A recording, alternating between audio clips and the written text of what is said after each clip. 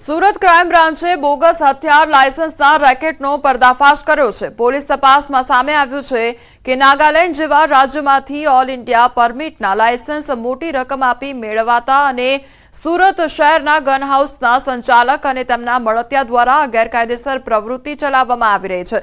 હથિયાર વેચાણનો પરવાનો ધરાવનાર Gajanand gun house દ્વારા પણ 51 જેટલા હથિયાર નાગાલેન્ડ રાજ્યમાંથી લાયસન્સ આપ્યા હોવાનો ખુલાસો થયો છે અને ગજાનંદ ગન હાઉસના માલિક પાસેથી 16 હથિયાર જપ્ત કરવામાં આવ્યા છે।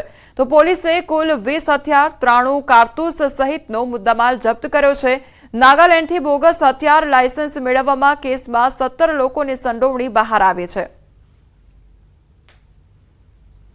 નાગાલેન્ડમાં જૂના લોકો પાસે લાયસન્સ હતા, ત્યાંનો ઓરિજિનલ લાયસન્સ હતા, જેની મોટી ઉંમર થઈ ગઈ, એમાં રિટેનર તરીકે અમુક લોકો નામ નાખવામાં આવેલા, જેમાં આ લોકો ખોટા એડ્રેસના ક્રિએટ કરીને રિટેનર તરીકે નામ નાખે અને પછી રિટેનરના આધારે નવા લાયસન્સ કઢાય છે।